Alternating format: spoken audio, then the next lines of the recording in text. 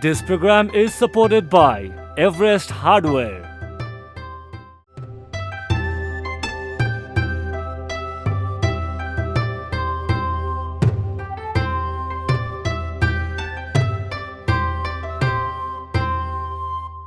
नमस्कार, यो हो टेलिभिजनको हिमाली मन्थन कार्यक्रममा यहाँहरूलाई स्वागत छ। म शारदा थापा। हिमाली मन्थन कार्यक्रममा हामी नेपालको हिमालदेखि तराई पहाड सबैतिरका विशेष गरी पर्यटकीय गन्तव्यस्थल र पर्यटनसँग सम्बन्धित विविध कुराकानीहरू गर्ने गर्दछौँ। र आजको विशेष कार्यक्रममा हामीसँग हुनुहुन्छ सबैतिरको अनुभव बटुलिसक्नु भएको र अब अहिले पनि कसरी यो पर्यटन क्षेत्रलाई चाहिँ चलायमान बनाउने भन्नेतर्फ आफ्नो एउटा छुट्टै खालको मोटो लिएर अगाडि बढिरहनु भएको व्यक्तित्व जो चाहिँ कलाकार पनि हुनुहुन्छ, त्यसै गरी चाहिँ मोटिभेसनल स्पिकर पनि हुनुहुन्छ र पर्यटन क्षेत्रमा लामो समयदेखि आबद्ध हुनुहुन्छ र उहाँसँग हामी कुराकानी गर्दैछौँ। योग एसोसिएसन अफ नेपालको महासचिव हुनुहुन्छ उहाँ, र विशेष गरी यो अर्थबाउन्ड एक्सपेडिसन्सको ओनरको रूपमा पनि उहाँ हुनुहुन्छ, एमडी हुनुहुन्छ र उहाँको धेरैवटा परिचयहरू रहेका छन्। हामी कुरा गर्दै जानेछौँ। हामीसँग हुनुहुन्छ राजन सिमखडा, हामी उहाँसँग कुराकानी गर्दैछौँ।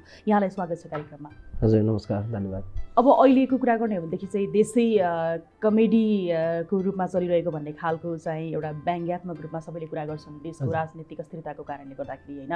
यही बिचमा तपाईँ आफै पनि कलाकार अनि पर्यटन क्षेत्र चाहिँ एकदमै धराशयी भयो भन्ने खालको आवाज उठिरहँदा तपाईँ आफै पनि कमेडी रूपमा प्रस्तुत भइरहनु भएको छ। यो कुरालाई कसरी लिने?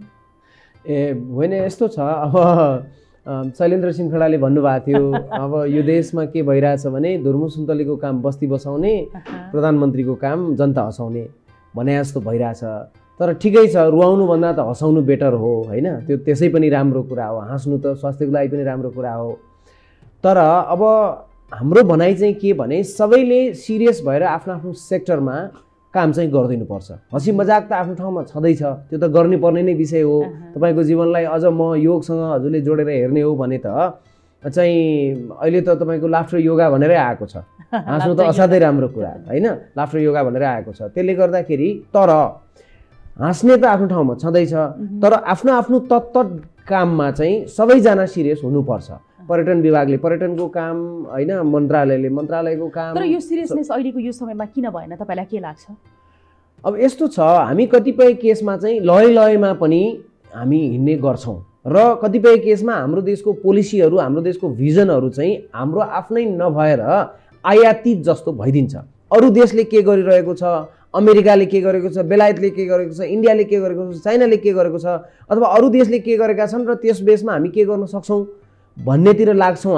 हाम्रो आफ्नै विवेक प्रयोग गर्दैनौँ, किनभने कतिपय कुरा विकासका कुराहरू अथवा हाम्रा आफ्ना कुराहरू त मौलिक पनि हुन्छन् नि। जसरी ट्रेकिङ व्यवसाय नेपालको आफ्नै मौलिक व्यवसाय हो, होइन? हाम्रो आफ्नै घरेलु व्यवसाय हो। त्यस्तै भनेको जस्तै हाम्रो पनि आफ्नै भिजन र आफ्नै क्ल्यारिटी हुनु पर्थ्यो। तर कतिपय केसमा चाहिँ हामी अरूको लयमा लागेर हामीले साधारण प्रयोग गर्नुपर्ने विवेक, हामीले साधारण प्रयोग गर्नुपर्ने इङ्ग्लिसमा भन्छ नि कमन सेन्स पनि प्रयोग नगरेको हो कि जस्तो फिल हुन्छ क्या। अब तपाईँहरूको यो पर्यटन क्षेत्रकै कुरा गर्नुपर्दाखेरि चाहिँ अहिले त राजनीतिक अस्थिरता भयो, यो पौष 5 गतेपछिको दैनिकी र कोभिडको यो सन्दर्भको सेरोफेरमा कुरा गर्ने हो भनेदेखि त्योभन्दा धेरै वर्ष अगाडिदेखि तपाईँहरूले चाहिँ चर्को स्वरमा आफ्नो आवाजहरू उठाउनुहुन्थ्यो, तर कहिले पनि परिवर्तनको त्यो एउटा बाटो चाहिँ देखिएन क्या। यसमा कमजोरी कसको ठान्नुहुन्छ? अब यस्तो छ, मैले त पटक पटक कुराहरू उठाइरहेको छु, होइन? पटक पटक नेता परिवर्तन भयो, नीति परिवर्तन भएन। पटक पटक व्यवस्था परिवर्तन भयो, अवस्था परिवर्तन भएन, होइन? यसको लागि त भिजन चाहियो, क्ल्यारिटी चाहियो। हामीले लङ टाइमसम्म नेपालको टुरिज्ममा र नेपाल देशकै निम्ति पनि लङ टाइमसम्म भिजनरी लिडरसिप पाएन भन्ने हाम्रो चिन्ता हो। अथवा पाएका लिडरसिपहरूले पनि प्रोफेसनलहरूका कुरा सुनेनन् अथवा विवेक प्रयोग गरेनन् र अरौटे भरौटे अथवा जसलाई चाहिँ क्षणिक नाफा हुन्छ अथवा बेनिफिट हुन्छ तिनका मात्रै कुरा सुने कि भन्ने हाम्रो चिन्ता हो।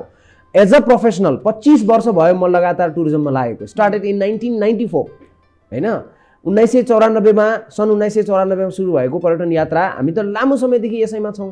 हामीले त पुस्तकहरू लेखेका छौँ, आर्टिकलहरू लेखेका छौँ, हाम्रा विचारहरू दिएका छौँ, पटक पटक फोरमहरूमा बोलेका छौँ कि नेपालमा गर्नुपर्ने भनेकै नेचुरल ब्युटी त त्यसै छँदैछ, गर्नुपर्ने भनेकै इन्फ्रास्ट्रक्चर डेभलपमेन्ट हो, त्यसमा पनि अलिकति भिजनरी भइदिनु पर्यो। हाम्रो कनेक्टिभिटी बढाइदिनु पर्यो, हाम्रो नम्बर अफ टुरिस्टको फ्लोहरू बढाइदिनु पर्यो, क्वालिटी टुरिज्महरू भित्र्याउनलाई प्रशस्त नीतिगत त्रुटिहरू छन्। र देशले पनि हाइवेहरू भनिएको छ, ठुल्ठुला छैनन्, हाइवे मात्रै छन्, हाइवे छैनन् होइन। अनि एयरपोर्टहरू भनिएको छ त्यसको पनि लिमिटेसन्सहरू छ। यो कुराहरूमा हामीले ध्यान दिएनौँ। इन्फ्रास्ट्रक्चर मात्रै डेभलप गर्ने हो भने नम्बर अफ टुरिस्ट ल्याउनलाई अथवा हाम्रो हिमाललाई प्रचार गर्नलाई अथवा हिमालबाट हामीलाई पैसा कमाउनलाई गाह्रो छैन क्या। अब यो कुरा बारम्बार हामीले सुन्दै आइरहेको कुरा हो, तपाईँले पनि भन्दै आइरहनु भएको कुरा हो होइन। जस्तो तपाईँले हिँडे पुगिन्छ भनेर एउटा पुस्तक पनि लेख्नुभयो, त्यो हिँडे पुगिन्छ भन्ने पुस्तक लेखिसकेपछि त्यसको प्रभाव के पर्यो टुरिज्म सेक्टरमा या ओभरअल रूपमा चाहिँ? धेरै पर्यो भन्छु म चाहिँ होइन। मैले यो पुस्तक लेख्नुको कारण पनि के हो भने मैले भिजनहरू ठाउँ ठाउँमा दिएँ अथवा मेरो विचारहरू ठाउँ ठाउँमा व्यक्त गरेँ, तर अब त्यो कुरालाई डकुमेन्टेसन गर्नु पर्यो भनेर मैले पुस्तक हिँडे पुगिन्छ ल्याएको। यसमा चाहिँ अलिकति मेरो बायोग्राफी पनि, अलिकति मेरो चाहिँ अनुभव र मेरो व्यापारिक यात्रा पनि र मेरो भिजन 100 पेज 119 देखि 184 सम्म चाहिँ basically what can be done in this country. अरू देशको कन्टेक्स्टमा अरू देशले गरेकै जस्तो चिज हामी किन गर्न सक्दैनौँ, हामी पनि त्यही लेभलको विकास लेभलमा किन पुग्न सक्दैनौँ भनेर मैले भिजनहरू पस्केको छु। मैले प्रस्तुत गरेका भिजनहरू धेरै इम्प्लिमेन्टेसनको फेजहरूमा पनि छ। जस्तै हजुरको मैले पटक पटक चाहिँ के आवाज उठाएँ भने अरू सबै चाहिँ इन्डस्ट्री हुने, टुरिज्म किन इन्डस्ट्री नहुने? अरू देशबाट कच्चा पदार्थ ल्याएर यहाँ लेबलिङ गरेको, प्याकेजिङ गरेको, अरू देशबाट चाहिँ डन्डीहरू ल्याएर बङ्ग्याएर त्यसलाई चाहिँ ऊ मात्रै गरेर बेच्ने उद्योग हुने। होल देश नै कच्चा पदार्थ, होल कन्ट्री नै कच्चा पदार्थ, जहाँ र मेटेरियल केही पनि चाहिँदैन। हाम्रै हिमाल, हाम्रै पहाड, हाम्रै जङ्गल, हाम्रै मान्छे, हाम्रै कल्चर सबै नै र मेटेरियल भएको र त्यसलाई चाहिँ तपाईँको चाहिँ फोटो खिचेर मात्रै अथवा प्रचार गरेर मात्रै हामीले चाहिँ डलर आम्दानी गर्न सक्ने अथवा पैसा आम्दानी गर्न सक्ने चाहिँ किन उद्योग हुँदैन भनेर मैले कुरा उठाएँ। त्यो कुरा अहिले कमसेकम रिकग्नाइजेसन भएको छ, टुरिज्मलाई इन्डस्ट्री मान्न थालेका छन्। तर पनि जस्तो मैले चाहिँ लुम्बिनीमा चाहिँ बुद्धग्रामको कुरा गरेँ अथवा बुद्धको चाहिँ एउटा थीम पार्क जस्तो बनाउने कुराहरू गरेँ। त्यो कुराहरू अहिले इम्प्लिमेन्टेसन हुँदैछ, कसैले त्यसमा लगानी गरिराख्नु भएको छ। मैले डाँडा डाँडामा हरेक डाँडा हाम्रो योगा रिट्रिटहरू हुनसक्छ, रिजोर्टहरू हुनसक्छ भने त्यो बन्दैछ। ट्रपिकल टुरिज्मको कल्पना गरेँ, रिभर ब्याङ्कहरूमा चाहिँ रिजोर्टहरू बन्छन्, तराईमा टुरिज्महरू हुनुपर्छ, ट्रपिकल टुरिज्म। हाम्रो त हिमाली टुरिज्म मात्रै भयो धेरै जसो हो, हाम्रो स्ट्रेन्थ नै हिमाल हो। तर साथसाथै हामी डाइभर्स पनि त छौँ नि, हामी त पहाड पनि छौँ, तराई पनि छौँ। टुरिज्मका डलर, टुरिज्मले भित्राएको रेभिन्यू त हरेकले पाउनु पर्यो नि। अहिले त लडाइँ नै असमानताको हो नि त। समानता हुनलाई त सबैले बराबर बेनिफिट पाउनु पर्यो। त्यसको लागि त हामीले इन्फ्रास्ट्रक्चरहरू डेभलप गर्नु पर्यो। हामीसँग पात्र भएन त्यसमा चाहिँ केही हाल्न सकिन्छ। हामीले त ग्राउन्ड तयार गरेन, त्यसमा मैदान तयार गरेन खेल खेल्न सकिन्छ। त्यसले गर्दाखेरि इन्फ्रास्ट्रक्चर डेभलपमेन्टको कुराहरू मैले उठाएको छु। त्यो कुराहरू अहिले इम्प्लिमेन्टेसन फेजमा छन्। पात्रको कुरा गर्नुभयो नि, कस्तो पात्रको अभाव भयो यहाँ टुरिज्म इन्डस्ट्रीलाई डेभलप गर्नको लागि? होइन, यस्तो छ क्या, अब यो एकदम मौलिक इन्डस्ट्री हो मलाई लागेको होइन, देशमा सबैलाई लागेको होला। हामीलाई कहिलेकाहीँ के लाग्छ भने हरेकले आफ्नो आफ्नो सेक्टरको इमान्दारीपूर्वक काम गरिदियो भने त, जस्तो होल पर्यटन मन्त्रालय छ, त्यसमा पनि टुरिज्म बोर्ड छ, त्यो अन्तर्गत पनि तपाईँको डिफ्रेन्ट तपाईँको चाहिँ हाम्रो चाहिँ विभागहरू छन् होइन। ती सबैले पर्यटनमा अहिलेसम्म हामीले त 50 वर्ष 55 वर्ष भयो नि त टुरिस्ट ल्याउन थालेको त। यो 55 वर्षमा हाम्रा समस्याहरू कहाँनेरि हुन् होइन, केमा चाहिँ समस्या भयो? हामीलाई चाहिँ तपाईँको चाहिँ नम्बर अफ टुरिस्ट ल्याउनलाई समस्या भयो कि त्यसलाई अपरेसनमा समस्या भयो कि त्यसमा चाहिँ तपाईँको नीतिगत इस्युहरू भयो कि? यी सबै कुरालाई मिहिन रूपमा केलाएर त्यसलाई इम्प्रुभ गर्दै लिएर जानुपर्नेमा हामीलाई के फिल हुन्छ भने पटक पटक एउटै कुरालाई भनिराख्नु पर्ने र सुनवाई नहुने। कहिलेसम्म भन्नुहुन्छ? कहिलेसम्म भन्ने होइन, यो त आफ्नै विवेक प्रयोग गरेर यो प्रब्लम रहेछ। के छ भने एन्टरप्रेनर भनेको त व्यापार गर्ने कि अब चाहिँ मेरो एउटा इस्यु, मेरो एजेन्डा चाहिँ गरिदेऊ भनेर पछि लाग्ने। त्यसमा फेरि मेरो मात्रै स्वार्थको कुरा छैन नि त, त्यो त देशको पनि स्वार्थको कुरा छ होइन। पैसा त सबैले बनाउनु पर्यो, रेभिन्यू त कन्ट्रीलाई पनि चाहियो नि। त्यो कुरा हो, हामीले पटक पटक उठाइयो, बिन्ती पत्र हालियो अर्को शब्दमा भन्ने हो भने। हाल्दाखेरि हाम्रा कुराहरू सुनाइ हुँदैन क्या, एक्सपर्टिजको कुरा त सुन्नु पर्यो नि। जस्तो केही दिन अगाडि मात्रै तपाईँहरूकै यो पर्यटन व्यवसायीहरूको छाता सङ्गठनहरू सबैजनाले एकमुष्ट रूपमा चाहिँ प्रेस मिटै पनि गर्नुभएको थियो होइन। जस्तो अहिले कोभिड पछिको सिनारियोको कुरा गर्ने हो भनेदेखि चाहिँ असन्तुष्टि पर्यटन व्यवसायीहरूको सरकारप्रति एकदमै धेरै रहेको छ। अब के गर्यो भने चाहिँ अहिलेको यो चाहिँ ढलेको यो टुरिज्म सेक्टरमाथि उठ्नको लागि चाहिँ सहज हुन्छ? तपाईँको सजेसन के छ? अब यस्तो छ, टुरिज्म एकदम सेन्सिटिभ व्यवसाय हो होइन। अब त्यहाँ शान्ति सुरक्षा हेल्थदेखि लिएर सबै कुरा जोडिन्छ।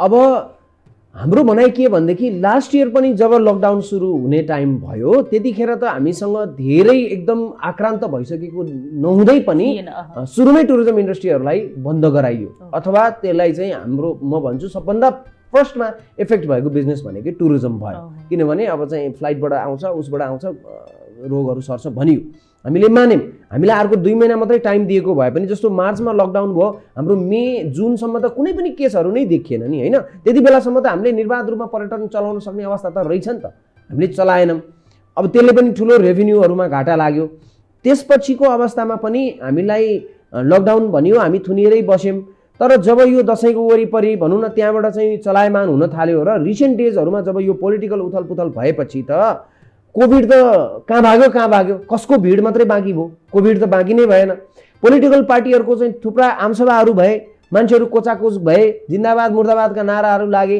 त्यहाँ कतै काहीँ कोभिड नहुने अथवा त्यहाँ काहीँ कुनै प्रोटोकलहरू फलो गरेको देखिएन तर पर्यटन ल्याउने कुरामा मात्रै पर्यटकलाई भिजिट गर्न दिने केसमा मात्रै जो पर्यटक 72 घण्टा अगाडिको पिसिआर नेगेटिभ रिपोर्ट लिएर घुम्न आएको छ ऊ आफै पनि कन्सियस छ र सर्टेन होटलमा बस्छ जताततै मुभमेन्ट हुँदैन सर्टेन बसमा जान्छ सर्टेन प्लेनमा जान्छ त्यो त एकदम लिमिटेड कन्ट्रोल गर्न सकिने वातावरण छ नि त हामी जनरल पब्लिक भन्दा त टुरिस्टको मुभमेन्ट कन्ट्रोल गर्न सकिने अवस्था छ नि त्यसलाई त एउटा प्रपर आइटिनरी बनाएर यो क्वारेन्टाइनका प्रावधानहरू हटाएर उनलाई जहाँ जहाँ घुम्न मन छ त्यति घुम्न फ्रीली घुम्न दिएर पठाइदिए भयो नि नेगेटिभ हुनेलाई काठमाडौँ आइसकेपछि पिसिआर नेगेटिभ हुनेलाई राख्ने हो ठिक छ तर पोजिटिभ के अरे चाहिँ तपाईको चाहिँ यो यसमा छ नि सरकारले किन सुनेन यो तपाईहरुलाई के लाग्छ होइन यस्तो छ पर्यटन भित्राउन नचाहेको हो अब सुनेको रुमर्स मात्रै चाहिँ मैले के छ भनेदेखि हामी WHO को प्रोटोकलमा बाँधिएका छौं WHO ले जे भन्यो हामीले त्यो मान्नुपर्ने अवस्था छ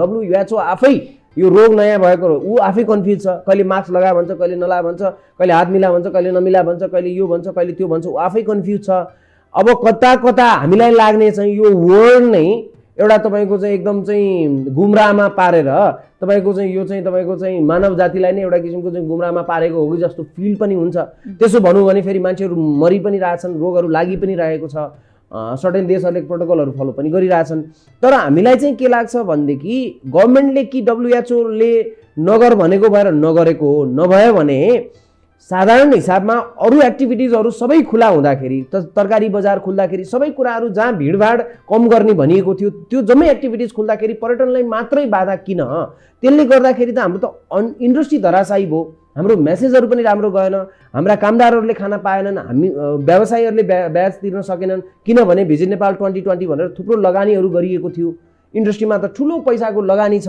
यी सबैले अहिले भर्खरै फेरि अल्टरनेटिभ बिजनेस गर्ने भन्ने पनि हुँदैन मैले नयाँ बिजनेस सुरु गरेँ भने पनि 3-4 वर्ष त लाग्छ एस्टाब्लिश हुनलाई मैले 25 वर्ष खर्च गरेको इन्डस्ट्री छोडेर म कहाँ जाउँ यो त एकदम तनावको विषय छ गभर्नमेन्टले चाहिँ के भने कमसे कम विवेक प्रयोग गरेर ल यो क्वारेन्टाइनको कुराहरू हटाउने पोजिटिभ भएकोलाई राख्ने तर नेगेटिभ भएकोलाई चाहिँ घुम्न दिने र अपन एराइभल भिजा दिने यो झन्झटिलो व्यवस्थाहरू चाहिँ कम गरिदियो भनेदेखि पर्यटकको मुभमेन्ट सुरु हुन्छ यो त स्प्रिङ सिजन हो अहिलेका दिनमा फेब्रुअरी छ हामीले फेब्रुअरी दिनमै माग गरेको कारण चाहिँ के भने सरकारले गर्दैन क्या यो कि सरकारले पर्यटकहरू नेपालमा भित्राउन नचाहेको हो त अब त्यस्तो देखिन्छ किन देखिन्छ जस्तो सुनिन्छ कि कता कमिसन मिलेन पिसिआर मेसिन राख्नको लागि पनि इन्टरनेसनली रूपमा चाहिँ विभिन्न कन्ट्रीले सपोर्ट गर्न खोज्दाखेरि पनि कमिसनकै कारणले गर्दाखेरि मिलेन कुरा लगायतका विभिन्न कुराहरू त सुनिन्छ नि त यही तपाईहरुको इन्डस्ट्रीमा अब हुन सक्छ त्यो त अब मलाई के थाहा र हैन यो मैले इन्भेस्टिगेसन गर्ने विषय पनि परेन हैन म त व्यवसायी हो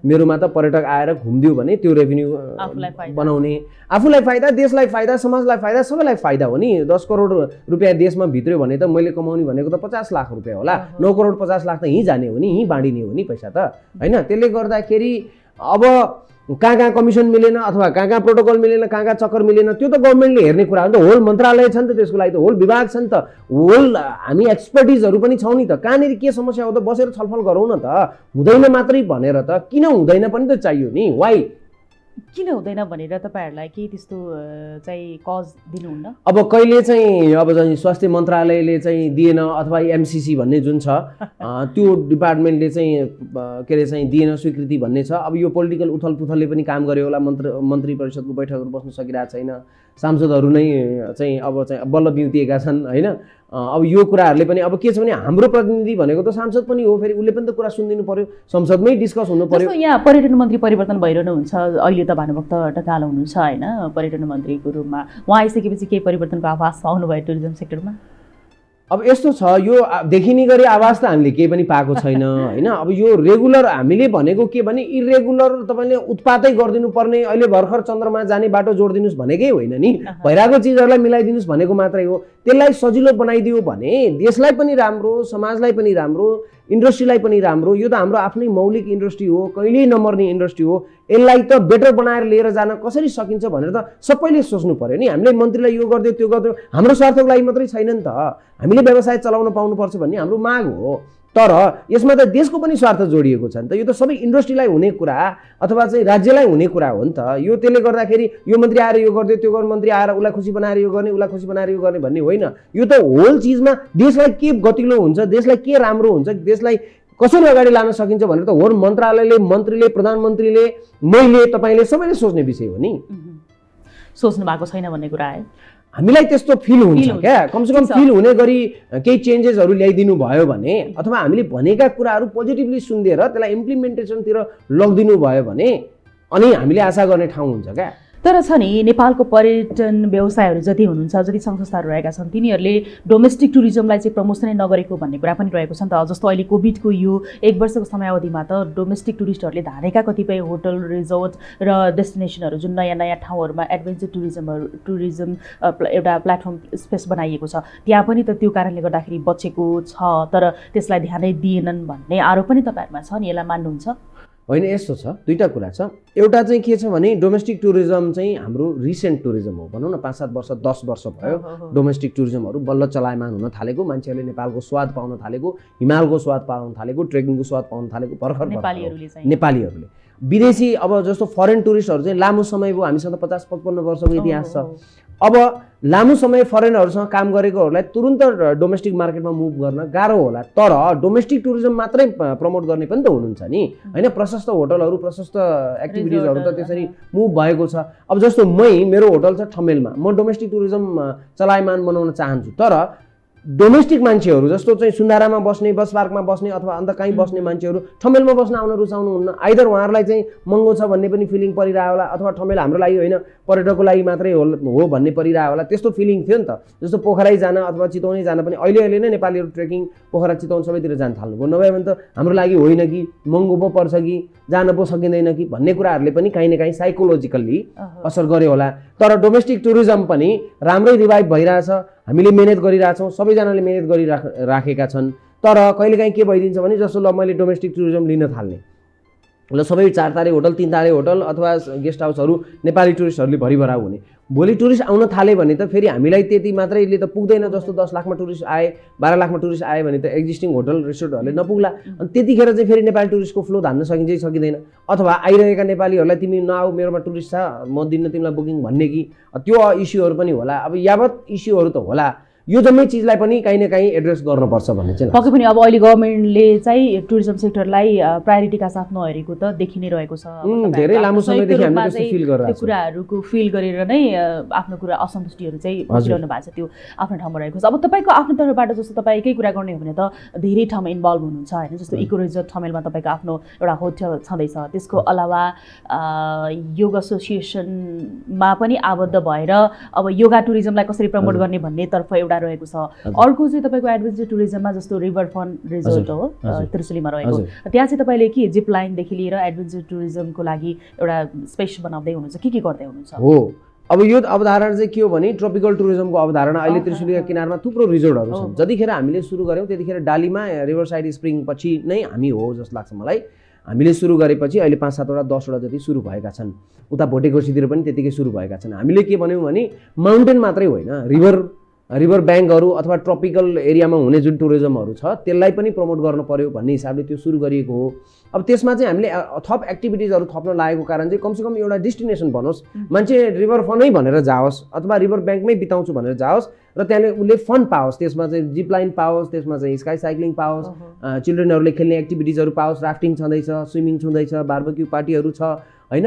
कमसेकम विकेन्ड गन्तव्य बनोस् which is going very well. अहिले गइ पनि रहेछन् विकेन्डमा, आजै पनि पर्सि शनिबार पनि 120 जनाको बुकिङ छ। डोमेस्टिक टुरिज्मलाई विशेष गरी हामीले गरेका छौँ र फरेन टुरिस्ट पनि आउँछन्, राफ्टिङ गर्छन्, ओभरनाइट बस्छन्। त्यो चाहिँ ट्रोपिकल टुरिज्मको अवधारणामा हो र यो चाहिँ तपाईँको सबै खोलाहरूमा विकास हुनुपर्छ, सबै नदीका किनारहरूमा विकास हुनुपर्छ ताकि डाइभर्सिफिकेसन होस् र वेल्थको होइन सम्पत्तिको पनि समान वितरण भन्छ नि त। अहिले त असमान वितरण भएर नै समस्याहरू आउने हो समाजमा त।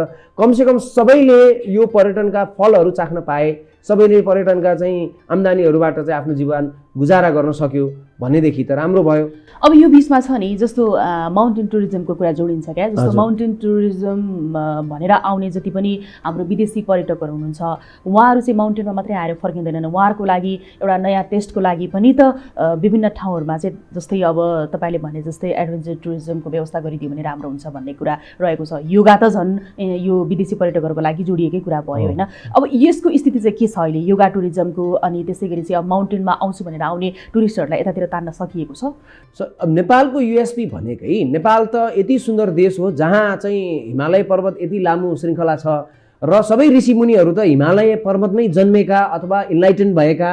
महादेव शिव पार्वती त चाहिँ तपाईँको चाहिँ गौरीशङ्कर महादेवमा के अरे चाहिँ माउन्टेनमा विचरण गर्ने, भगवान बुद्ध यहीँ जन्मनु भएका, he is the greatest meditator of all time भनिन्छ, शिवलाई greatest of yogi of all time भनिन्छ होइन। त्यसले गर्दाखेरि त्यति मात्रै होइन, पतञ्जली लगायत जो ऋषिमुनिहरूका बात हामी गर्दछौँ इतिहासमा ती सबै हिमालय पर्वत वरिपरि नै हुर्केका बढेका अथवा इन्लाइटेन भएका। त्यसले गर्दाखेरि मैले पुस्तकमा हिँडे पुगिन्छमा पनि मैले के भनेको छु भने नेपाल त विश्वको तपाईँको आध्यात्मिक र यो रिक्रिएसनको सेन्टर बन्न सक्छ। हाम्रा हरेक डाँडामा रिजोर्टहरू बन्न सक्छन् जहाँ हामी योगा, स्पा, मसाज, ध्यान केन्द्रहरू खोल्न सक्छौँ होइन। यो त ज्ञान भूमि नै हो र हिमालमा चढ्ने त छँदैछ। मेन त हाम्रो हिमाली टुरिज्म अथवा एडभेन्चर टुरिज्म अथवा क्लाइम्बिङ ट्रेकिङ टुरिज्म हाम्रो मेन टुरिज्म हो। त्यसमा अरू आयामहरू थप्न सकियो भने जस्तो त्यसमा चाहिँ योगा थप्न सकियो, त्यसमा स्पा थप्न सकियो, त्यसमा चाहिँ आयुर्वेदा मसाजहरू थप्न सकियो, त्यसमा चाहिँ राफ्टिङका कुराहरू भए, रिभर ब्याङ्कहरू भए, जङ्गल सफारीहरूका कुरा भए, त्यसो भए पनि हामीसँग भेराइटी हुन्छ। जब तपाईँसँग भेराइटी भएपछि सुपर मार्केटमा पनि एउटा मात्रै चिज पाउने सुपर मार्केटमा भन्दा धेरै थरी पाउने सुपर मार्केटमा मान्छेको भिड हुन्छ नि। भनेको जस्तै तपाईँलाई डिफ्रेन्ट मान्छेहरूलाई जे टेस्ट चाहिन्छ सबैको टेस्ट त एउटै हुनेवाला छैन, सबैको इन्ट्रेस्ट त एउटै हुनेवाला छैन।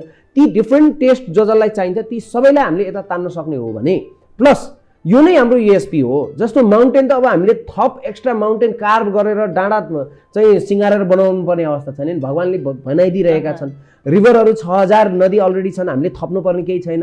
डाँडा पाखाहरू, नदी नालाहरू सबै त यहीँ छन्, थप्नुपर्ने केही छैन। त्यसमा थप्नुपर्ने भनेको इन्फ्रास्ट्रक्चर र यसको प्रचार प्रसार मात्रै हो। यो दुईटामा मात्रै हामीले फोकस गऱ्यौँ भने हामीसँग नभएका चिजभन्दा भएका चिजलाई मात्रै उजागर गरेर यसलाई ब्युटिफिकेसन गरेर यसलाई इन्फ्रास्ट्रक्चर वाइज ब्युटिफुल्ली प्रेजेन्ट गऱ्यो भनेदेखि त मान्छे नआउनु पर्ने कारण छैन। र हामीसँग त तपाईँको चाहिँ उत्तरमा चाहिँ 16-17 करोड पर्यटक वार्षिक र दक्षिणबाट चाहिँ 7-8 करोड वार्षिक घुम्न निस्किन्छन्। चाइना र इन्डियाको मात्रै कुरा गर्ने हो भने अरू देशका त छँदैछन्। यी पर्यटकलाई मात्रै हामीले सजिलो बनाइदिने घुम्नलाई भने हाम्रो हिमाल, हाम्रो डाँडाकाँडा पर्यटकले छपक्कै भएर 50 लाख पर्यटक आएर हामीलाई समृद्ध नेपाल हुनलाई कसैले रोक्न सक्छ जस्तो मलाई लाग्दैन। पक्कै पनि अब सबैले बुझिदिनु पर्यो भन्ने कुरा होइन। एक्ज्याक्टली। अब छ नि तपाईँको यत्रो धेरै बिजनेस एउटा ठाउँमा छ होइन, तपाईँको आफ्नो भिजन एउटा ठाउँमा छ, फेरि यता आर्टप्रति चाहिँ तपाईँलाई अहिलेसम्म मोह किन नगएको? तपाईँ बिचमा त्यो कलाबाट छुटेर यता लागेर त्यो मोहको एउटा हुन्छ नि मान्छेलाई भोक जागिरहेको छ सधैँ, त्यो भएको हो कि के हो खासमा? होइन यस्तो छ, you will find time, you will always find time for your hobby भन्छ क्या। मेरो त्यो चाहिँ हबी भयो कलाकारिता चाहिँ। म स्कुल पढ्दादेखि गर्थेँ होइन, स्ट्यान्डअप कमेडीहरू गर्थेँ, समाचारहरू भन्थेँ, उटप्याट्याङ तपाईँको चाहिँ यो पोलिटिकल र सोसियल सटायरहरू बेसिकली कलाकार भनेकै त्यही हो होइन। मेरो चाहिँ अलिकति कमेडी विधा भएर म लामो समयदेखि पहिला मैले एकचोटि चाहिँ त्यसलाई नै करियर बनाउँछु भनेर अलिकति स्ट्रगल पनि गरेको, त्यसमा अलिकति अगाडि पनि बढेको। पछि मैले के भने टुरिज्म चाहिँ मलाई मनपर्ने विषय, फेरि मलाई हिमाल डाँडाकाँडा मेरो देश असाध्यै मनपर्छ होइन। लाखौँ कुमारहरू विदेशमा घुम्न गएर सुमेरु पर्वत घुमेर आउँदा पनि म चाहिँ गणेश भएर मेरै देशमा मेरै मातापितालाई चाहिँ परिक्रमा गरेर बसिरहेको छु। अनि त्यसले गर्दाखेरि मलाई यो मनपर्ने। अनि टुरिज्ममा अलिकति एक्सप्लोर गर्नै जाँदा अब चाहिँ डिफ्रेन्ट सेगमेन्टहरू, योगा टुरिज्म भयो, ट्रोपिकल टुरिज्म भयो, डिफ्रेन्ट सेगमेन्टहरू एक्सप्लोर गर्दै गएँ। त्यो चाहिँ बिजनेस पोसिबिलिटिजहरूको एक्सप्लोर गर्दै जाँदाखेरि र कलाकारिता प्रतिको मेरो मोह चाहिँ कहिले गएन। र अहिले पनि टाइम हुँदाखेरि तितो सत्य मेरी बासे जिरे खुर्सानी ब्रेकफेल, अहिले लेटेस्ट चाहिँ खुरापाती भन्ने एउटा सिरियलमा फेरि त जस्तो अब टुरिस्ट हेर्नको लागि विदेशी चाहिँदैन, राजन सिमखडालाई हेरे पुग्छ भन्छन् नि। अब त्यसको छनक त तपाईँले अब हाम्रो यो कार्यक्रम मार्फत केही दिनुहुन्छ? होइन, यस्तो छ। अब अहिले लेटेस्ट चाहिँ मैले चाहिँ हजुरको चाहिँ यही कुइरेकै रोल गरिरहेको छु यो खुरापातीमा पनि। त्यसमा पनि मलाई मनपर्ने विधा चाहिँ पर्यटकहरू नेपालमा आएर अथवा कुइरेहरू विदेशीहरू या अलिकति हुन्छ नि इन्फर्मेटिभ जे पनि हुन सक्छ नि त, नेपालमा आएर चाहिँ उनीहरूले चाहिँ गाई पाल्ने होइन, अनि त्यसपछि खेती गर्ने त्यस्तो काम गरिरहेछ। मेरो लेटेस्ट चाहिँ खुरापातीमा मैले एउटा चाहिँ अनि ऑडियन्सलाई त अलिकति हुन्छ नि गरेको इन्जोय त गराउनु पर्यो नि त। त्यसको लागि मैले विक चाहिँ ल्याइन, तपाईँको कपाल जस्तै छ मेरो विक, त्यस्तै छ मेरो विक चाहिँ मैले ल्याइन। तर मैले रिसेन्टली गरेको खुरापातीमा चाहिँ अस्ति यो बन्दको उसमा चाहिँ अनि मैले चाहिँ के भनेको थिएँ भने यो बन्द पनि नाटकै हो, यो हडताल पनि नौटङ्की नै हो, गरी खाना किन नदिने, मेरो दुध किन पोख्दैको। विदेशीले दुध बेच्न हिँड्छ अनि मोटरसाइकलमा दुध ढालिदिन्छ होइन, यो एउटा गरेको थिएँ मैले। यो चाहिँ नेपालमा गरी खाने वातावरण छैन होइन, किन त्यसो गरेको भन्ने टाइपको। स्क्रिप्ट चाहिँ मैले लेख्ने होइन, अलिअलि डायलग त म कहिलेकाहीँ थपिदिन्छु। शिवरी पौडेल दाइले लेख्नुहुन्छ स्क्रिप्ट चाहिँ। म कहिलेकाहीँ डायलगहरू एउटा दुईवटा यसो इन्ट्रेस्टिङ भयो भने म टुरिज्म फिल्डमै काम गरे भएर कहिलेकाहीँ दाइलाई यसो गर्दा ठिक होला भनेर चाहिँ भन्छु, तर स्क्रिप्ट उहाँले नै लेख्नुहुन्छ। भनेपछि तपाईँ आफै क्रिएसन पनि गर्नुहुन्छ, अरूकोमा गरिदिनुहुन्छ प्रायः चाहिँ? म क्रिएसन त यस्तो हो, पहिला त म टेलिभिजनमा प्रोग्रामहरू नै चलाउँथेँ। यहाँनिर तपाईँ आफैले गरेको क्रिएसन जुन छ नि, जस्तो अहिलेको टुरिज्मको यो सिनारियोलाई हेरेर गर्नुपर्दाखेरि चाहिँ कसरी गर्नुहुन्छ कि अरूकोमा तपाईँले अब अभिनय गरिदिनु भयो होइन, त्यो आफ्नो ठाउँमा छ। अब यस्तो छ, अब अहिले चाहिँ विदेशीहरू घुम्न जान नपाएको त्यस्तो पीडा छ। मलाई नेपाल घुम्न मन लागेको तर नेपालको गभर्मेन्टले कहिल्यै पनि वेलकम नगरेको भन्न मिल्यो होइन। अब यो रेगुलेसनहरू अलिकति सजिलो बनाइदियो भनेदेखि चाहिँ पर्यटकहरू, थुप्रो पर्यटकहरू मलाई प्रशस्त सोधिरहेछन् क्वेसनहरू पर्यटकको के छ अहिले भने, कहिले तिम्रो देशमा खोप उपलब्ध हुन्छ सबैलाई, अथवा तिमीले खोप कहिले लाउँछौ, जस्तो हामीले पनि माग गरिरहेछौँ नि। हामी त टुरिस्टसँग काम गर्ने फ्रन्टलाइनरै हो, हजुरहरू जस्तै हो, सञ्चारकर्मी जस्तै चाहिँ हामीलाई पनि खोप देऊ भने पनि भनिरहेछौँ। प्लस अब चाहिँ क्वारेन्टाइन कहिले हट्छ, तिम्रो देशमा चाहिँ अपन एराइभल भिजा कहिले हुन्छ, यी यावत क्वेसनहरू छन् क्या। मैले अस्ति टुरिज्म बोर्डको सिइओ धनञ्जयजीलाई पनि यो क्वेसनहरू पठाएको थिएँ कि यो पर्यटकका क्वेसनहरू हामीलाई आए, अब हामीले एन्सर दिने कसरी, मसँग त एन्सर छैन नि। तपाईँको शैलीमा भन्नुपर्दा नि यसलाई। अब चाहिँ तिम्रो देशमा खोप कहिले लाउने होला अनि टुरिस्टलाई वेलकम कहिले गर्ने होला। पक्कै पनि। अब यो सँगसँगै हिमालको कुरालाई पनि जोडौँ न अलिकति। तपाईँको त्यो पहिलाको एउटा कस्तो हिट छ नि त, एउटा वेग लगाएर गरेको होइन, त्यो एकचोटि रिपिट गरिदिनुहुन्छ अहिलेको प्रोग्राममा? अब हिमालको कुरा गर्दाखेरि चाहिँ म 96 देखि 2001सम्म चाहिँ एक्टिभ माउन्टेन गाइड नै थिएँ होइन। म नेपालका प्राय हिमालका बेस क्याम्पहरू पुगेको छु। मैले अहिलेसम्म हाइएस्ट चढेको पिकमा गएको छु, म मेरा पिक चढेको छु, त्यो चाहिँ 1999मा हो, 6500 मिटर। त्यो चाहिँ हाइएस्ट हो मेरो जिन्दगीको, र मलाई त्यहाँभन्दा हायर जाने रहर पनि छैन। फेरि हिमाल चाहिँ मलाई के लाग्छ भने, मैले पछि जब मलाई अध्यात्ममा पनि रुचि छ, अनि मैले पछि आध्यात्मिक रूपमा पनि पढ्दै गएपछि हिमाल चाहिँ त्यसै पनि देवताहरूको पनि वासस्थान होइन। र अब हामीले प्रकृतिलाई जितेर हामीले उत्पाद गर्न सकिन्छ जस्तो मलाई लाग्दैन। प्रकृतिलाई प्राकृतिक रूपमै रहन दिनुपर्छ भन्ने हो। यसको मतलब म हिमाल चढ्नेको विरोधी होइन। मान्छेले कन्क्योर गर्न खोज्छ, मान्छे त यहाँबाट पनि निस्केर चन्द्रमामै पुगिसके, मङ्गल ग्रहमै ल्यान्ड भइसके, मान्छे त त्यसै पनि एक्सप्लोर गर्न चाहन्छ होइन। भगवानहरू पनि हामीले इमेजिनेसनले क्रिएट गरेका चिजहरू हो पनि भन्छन्। यो यसमा डिफ्रेन्ट डिबेट छ। तर हिमाल चाहिँ के भने पवित्र ठाउँ, पवित्र भूमि। अब त्यसमा चढेर मैले टुप्पामा पुगौँ भनेर संसारलाई के देखाउनु छ भइहाल्यो। मेरो धारणा त्यो चाहिँ मेरो आफ्नो पर्सनल धारणा त्यो भएर मैले चाहिँ हिमाल चाहिँ म चढ्दिनँ। टाढैबाट हेर्न इट्स ब्युटिफुल, अलरेडी राम्रो छ होइन, हिमाललाई हिमालै रहन दिनुपर्छ भनेर। इभन मैले 2014मा त कान्तिपुरमा एउटा आर्टिकलै लेखेको थिएँ कि हाम्रो हिमाललाई कमसेकम अहिले ओपिनियनमा हिमाल चाहिँ चढ्नु पर्दैन भन्ने। होइन चढ्नलाई अब हिमाललाई कन्क्योर गरेर अब त्योभन्दा नि माथि जित्ने ठाउँ त छ नि त होइन, त्यो नै अन्तिम विजय होइन।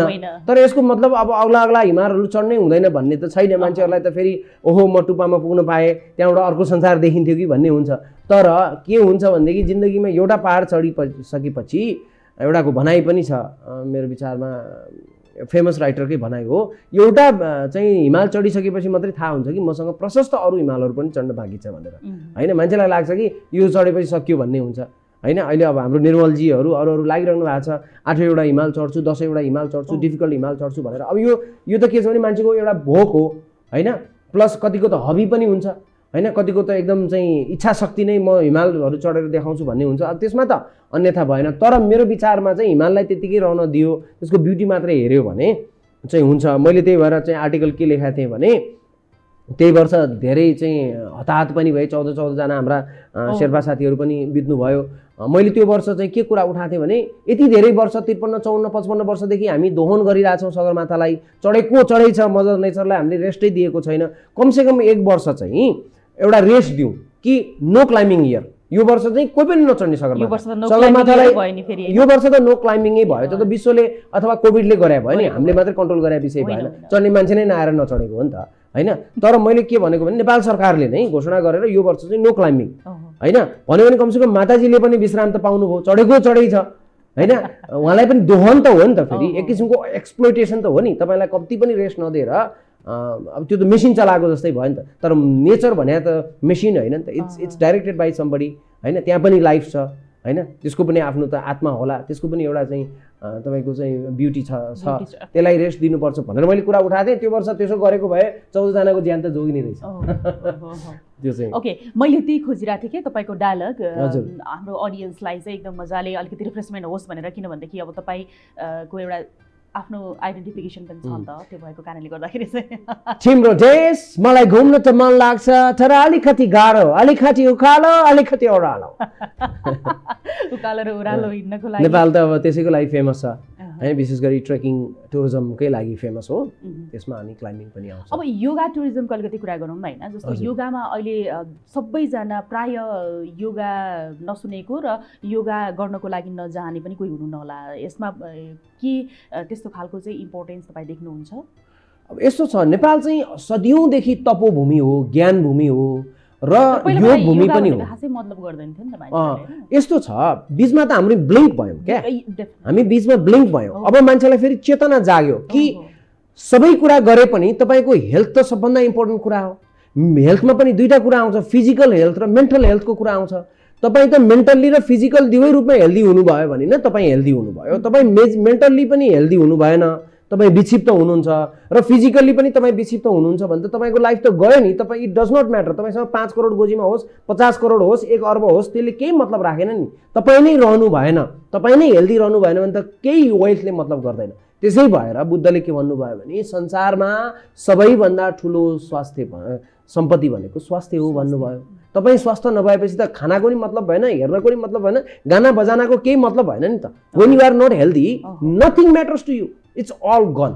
अब मान्छेले के रियलाइज गर्न थाले भने यो दौडमा, यो मुसा दौडमा हामी जति ऱ्याट रेस भन्छ नि इङ्ग्लिसमा, हामी दौडिरहेका छौँ, यो गर्ने त्यो गर्ने यो गर्ने त्यो गर्ने भनेर हामी दौडिरहँदै पनि हामीले हेल्थलाई टेक केयर गरेनौँ, फिजिकल्ली पनि मेन्टल्ली पनि भने त यो कसैको पनि काम छैन भन्ने कुरा बल्ल अलिअलि रियलाइजेसन हुन थाल्यो। र अब नयाँ नयाँ गुरुहरू पनि उत्पत्ति भए पृथ्वीमा होइन, रामदेव लगायत योगा सेन्टरहरू पनि आए। र अब कतिले यसलाई बिजनेसको रूपमा पनि डेभलप गरे। कतिपय कुरा त प्रेजेन्टेसनमा नि भर पर्छ। अब हिरोइनले योगा गरिरहेको देखेपछि त अरू त एट्र्याक्टेड हुने भए, अथवा भनौँ न शिल्पा शेट्टीले गरिरहनु भएको छ, कसले गरिरहेछ, अथवा विश्वमा सेलिब्रिटीहरूले पनि गर्न थाले। अब तर योगाको चुरो कुरो चाहिँ के हो भने योगाको एउटै मकसद भनेको योग हो, दुईवटा चिजलाई जोड्नु, फिजिकल्ली मेन्टल्ली तपाईँ चाहिँ स्पिरिचुअल्ली एउटा हेल्दी हुने कुरा हो। त्यसले गर्दाखेरि तपाईँ अलिकति एक्सर्साइज गर्नुहुन्छ, त्यसले तपाईँलाई अलिकति शिथिल बनाउँछ, तपाईँका चाहिँ अङ्ग प्रत्यङ्ग एकदम आनन्दले चल्छन् होइन, चाहिँ सबै कुरा चाहिँ तपाईँका चाहिँ जोड्नेहरू सबै तन्किन्छन्। त्यसपछि त्यसलाई चाहिँ मेडिटेसनसँग लिएर जोड दिनुभयो, ध्यानसँग लिएर जोड दिनुभयो भनेदेखि तपाईँको क्ल्यारिटी आउँछ। तपाईँ जति स्टिल पानीमा जति चाहिँ अनुहार देख्न सक्नुहुन्छ, चलायमान पानीमा सक्नुहुन्न। तपाईँको दिमाग पनि त्यही हो, धेरै चल्यो भनेदेखि त तपाईँको क्ल्यारिटी आउँदैन। क्ल्यारिटी नआउने बित्तिकै तपाईँ रङ डिसिजनहरू गर्न थाल्नुहुन्छ, त्यसपछि दुःख पाउन थाल्नुहुन्छ। टोटलमा चाहिँ जिन्दगी त त्यही हो नि त। त्यसले गर्दाखेरि क्ल्यारिटीको लागि मेडिटेसनको कुरा ल्याइयो र नेपाल चाहिँ फर्टाइल भूमि के हो भने तपाईँले बीज पनि बिउ पनि हजुरले अलिअलि चिसो भएको ठाउँमा अलिअलि पानी भएको ठाउँमा छर्दियो भने नै बिउ उम्रिने हो। कति पनि ग्राउन्ड चिसो छैन भने सुक्खा ठाउँमा त बिउ उम्रिँदैन। नेपाल त योगको लागि तपाईँको मेडिटेसनको लागि तपोभूमि ज्ञान भूमि यो त अलरेडी भिजिसकेको जमिन हो क्या। यहाँ त अलिअलि छर्दे पनि उम्रिने ठाउँ हो। त्यसले गर्दाखेरि यो पवित्र भूमिमा अरूलाई पनि मैले टुरिज्ममा जोडेका कारण पनि अरू टुरिस्टहरू लगायत जो हुनुहुन्छ आउनुहोस्। यो त हिमालको नजिक होइन, स्पिरिचुअलिटीको नजिक। हिमाललाई त तपाईँको चाहिँ मुन्डी भन्छ क्या, हाम्रो चाहिँ नाभि जस्तो कि युनिभर्सका सबै इनर्जीहरू चाहिँ हिमालमा आएर ठोकेर त्यसपछि मात्रै पृथ्वीमा बाँडिन्छ भनिन्छ। त्यसले गर्दाखेरि यो त पावर सेन्टर हो, यहाँ आउनुहोस् गर्नुहोस् भनेर मैले त्यसलाई टुरिज्मसँग पनि जोडेर यसले एउटा रेभिन्यू पनि क्रिएट गर्ला है। र हाम्रो अलरेडी ब्युटिफुल ग्राउन्डमा किन नगर्ने भनेर आकर्षण गर्न खोजेको। अब यो अहिले पपुलर पनि भइरहेछ। अब तपाईँ योग एसोसिएसनको महासचिव पनि हुनुहुन्छ होइन, योग एसोसिएसनले अहिले के गरिरहेछ? योग एसोसिएसनले यस्तो हामीले हरेक वर्ष चाहिँ यो जुन 21लाई चाहिँ युएनले पनि मान्यो नि त तपाईँको चाहिँ विश्व योग दिवस भनेर। अनि योग दिवसहरू मनाइरहेछौँ, त्यो एक्टिभिटिजहरू गरिरहेछौँ। अनि ठाउँ ठाउँमा योग क्याम्पहरू सञ्चालन गर्ने भनेर हामीले सोच्यौँ। बिचमा अब कोभिडहरू आयो, भिडको कुरै गर्न सकिएन होइन। अब योग भन्ने बित्तिकै 20-30 जना 50 जना 100 जना 200 जना जम्मा गर्नुपर्ने हुन्छ।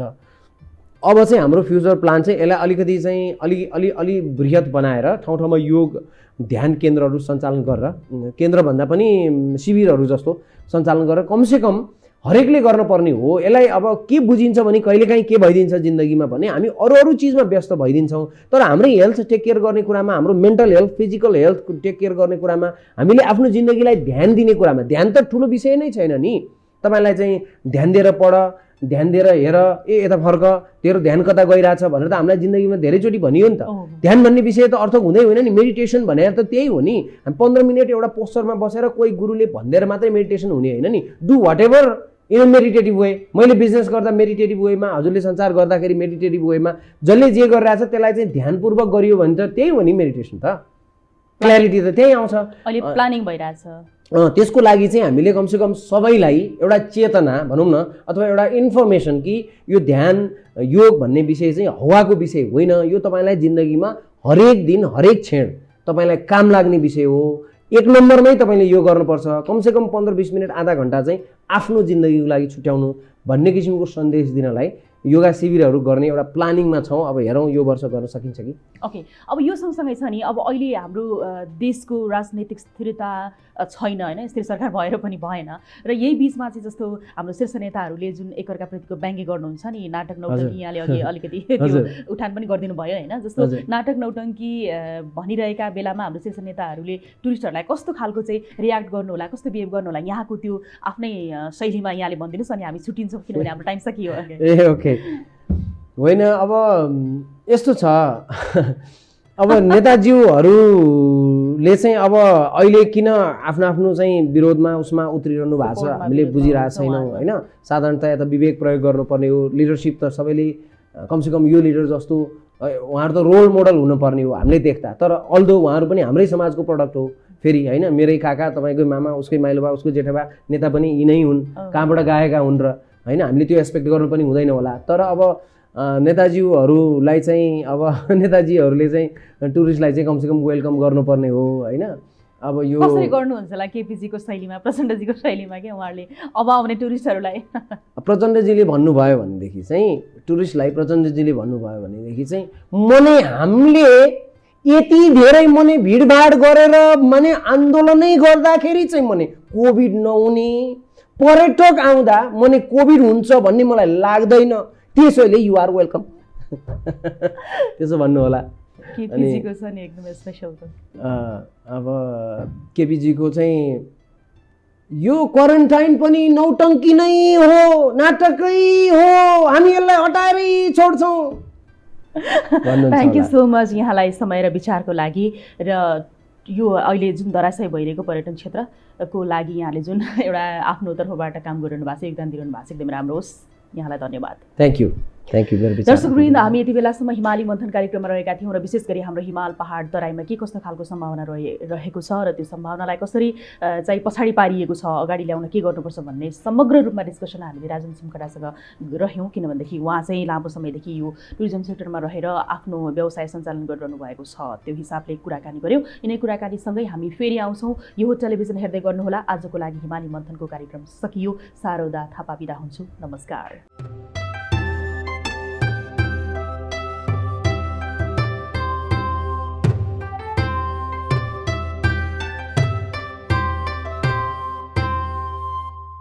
This program is supported by Everest Hardware.